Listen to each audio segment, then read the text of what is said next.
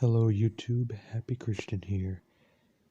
Today we are continuing the subject of predestination, and our goal is to take an unbiased approach in studying the subject so that we're not being unfair to any position, because we don't want to take a position that's going to be wrong if we can help it. A lot of people use their emotions to decide what they believe rather than just letting the Bible speak for itself. And what I mean by that is, a lot of times what we'll try to do is force the Bible to say whatever our idea wants it to say. We look for verses to back us up rather than just letting the Bible speak for itself. And so what I want to do right now is look at the subject of predestination unbiased, not trying to force my own ideas upon it. Just let the Bible verse speak for itself. If there's a verse I find that goes against my way of thinking, okay, let's look at it and let's try to see if we can make sense of it. And if it's agreeing, am I being fair? So I'm going to make this a short video because it takes a while to upload. And so I'm going to try to be fitting a lot of material into a short amount of time. So without further ado, the subject of predestination. So for starters, I think one of the more common texts that we like to go to for this subject is Romans chapter 8, which I already have my Bible open there. My plan is to read starting in chapter 8, verse 28. So a lot of Bible reading, and I want to pause where I think is noteworthy to pause. So without further ado, here we go. Romans 8, verse 28. And we know that all things work together for good to them that love God, to them who are the called according to his purpose. For whom he did foreknow, he also did predestinate to be conformed to the image of the Son, that he might be the firstborn among many brethren. Now, if you remember in the last video, I mentioned that I was actually I was actually against predestination. And so I think a person needs to give an honest look to this verse 29 here. So it says, for whom he did foreknow, he also did predestinate. So without me being biased, without me trying to be unfair to that text, I think we have to say for sure that God knows in advance who's going to be saved. No doubt about this. This verse makes that very clear.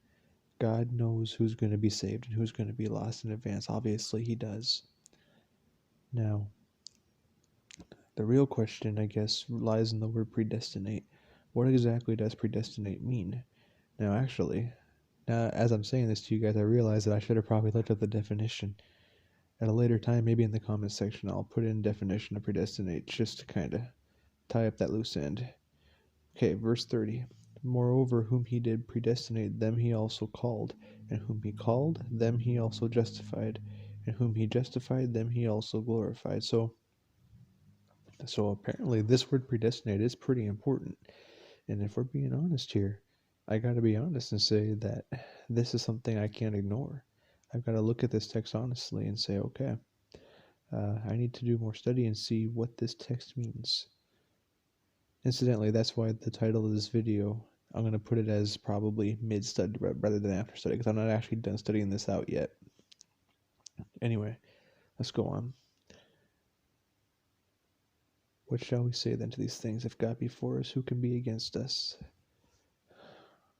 He that spared not his own Son, but delivered him up for us all, how shall he not with him also freely give us all things? So, actually, now we have an interesting juxtaposition here, because verse 32 is saying, he spared not his own Son, but delivered him up for us all. Now, one thing I know from experience is that there's a lot of disagreement between what the word all and world and those kinds of words mean. Does it mean everybody? Does it mean some of the people? What does it mean? So, as time goes on, I hope to get more in depth. A little note on the side is that I plan to make a lot more videos on this subject, actually, because I I almost forgot about the TULIP acronym, the total depravity, uh, perseverance of the saints, the 5 points of Calvinism. So I think to really truly unpack this subject, we need to really go deep and be fair and unbiased. So that's what I'm doing. So, but I gotta be honest, and up until now, reading up until this point, I would say that if you just read these verses, I'd have to say, okay, I can see why somebody might believe in predestination. I can see why. It makes sense to me that they would. I'm not saying that's right, but I can see based on these few verses at least where it might be possible for somebody to read it that way. So let's go on. Let's see. Let's actually go to chapter 9. Okay. So I kind of want to finish this whole passage because this is the main area of the discussion of predestination, in general. Not a specific doctrine, not a specific point of Calvinism, but the predestination subject at large. So I just want to get to the main highlights here. Okay, so I'm going to try to do this from a pro-predestination perspective, which I don't think anybody should ever try to read the Bible to back up an idea they already have. But I'm going to play devil's advocate here. Since I don't agree with predestination, I'm going to try to be extra biased in favor of it as I'm reading this, to be extra fair. So,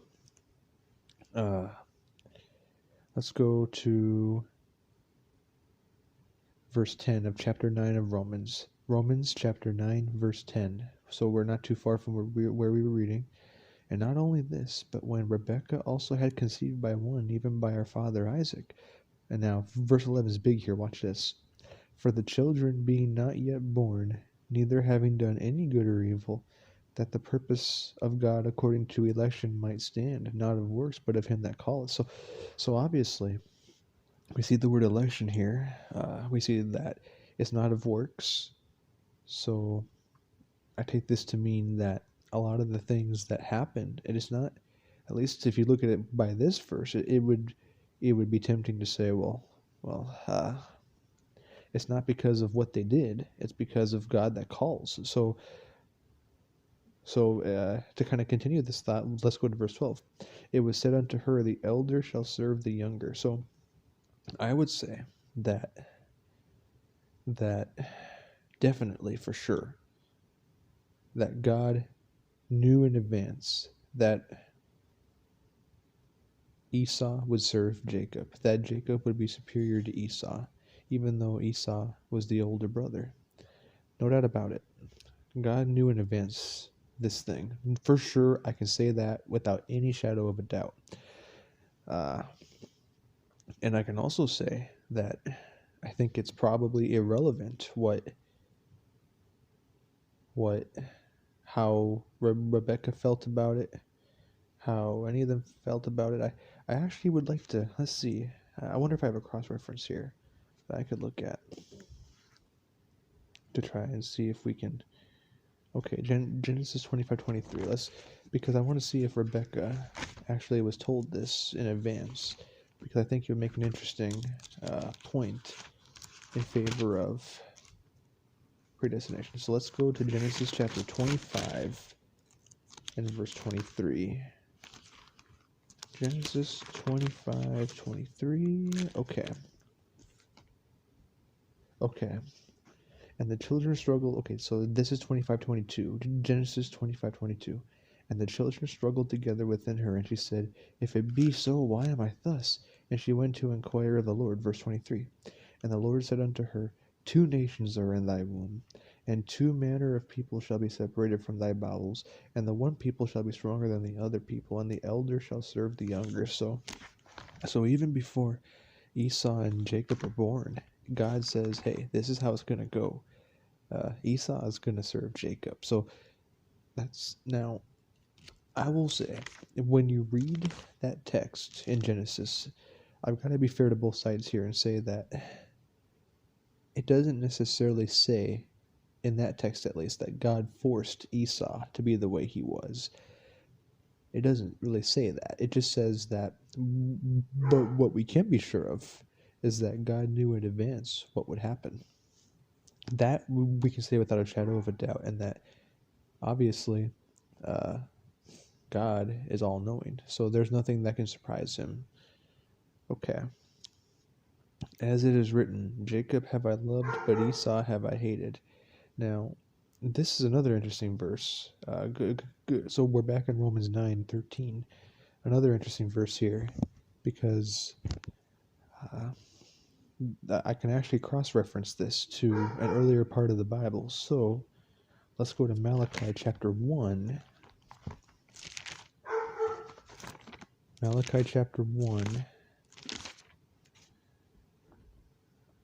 verses 2 and 3.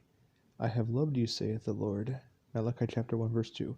I have loved you, saith the Lord. Yet ye say, wherein hast thou loved us? Was not Esau Jacob's brother? Saith the Lord. Yet I loved Jacob. So it seems like, if we don't read any further, it does seem like the Lord is basically saying, yeah, I like Jacob, but I didn't like Esau. So there you go. Let's keep going. And I hated Esau, and laid his mountains and his heritage waste for the dragons of the wilderness. Okay. So so another thing I should have probably done looking back is figured out what the definition of hated was here. Because is God saying that he hated Esau because of how he felt about Esau, or is he saying that he hated Esau based on what he did? Because right after he says I hated Esau, then God says, and laid his mountains and his heritage waste for the dragons of the wilderness. Now here's an interesting part here. The nation of Esau responds to this, verse 4. Whereas Edom saith, we are impoverished, but we will return and build the desolate places. Thus saith the Lord of hosts, they shall build, but I will throw down, and they shall call them the border of wickedness, and the people against whom the Lord hath indignation forever. And your eyes shall see, and ye shall say, the Lord will be magnified from the border of Israel. So it's interesting because, you look at Esau, you look at the nation of Edom, and, whatever God did to them, I mean, there were a lot of other places where God caused trouble to happen to them, and sometimes people repent and God is merciful, but I don't see any evidence of repentance here from Edom. It doesn't sound like they feel the least bit bad about whatever caused the Lord to, be hard on them. Instead, they're just like, yeah, we're going through tough times, but we're going to build ourselves back up better than ever before. Kind of defiant, if you ask me. So, well, let's see how much time is on the video. Okay. I'm going to stop it here. I'll have to make a part 2. So we ended with Romans chapter 9, verse 13. We'll have to pick up from here. Okay, you guys have a great rest of your day. Happy Christian out. Talk to you later. Bye.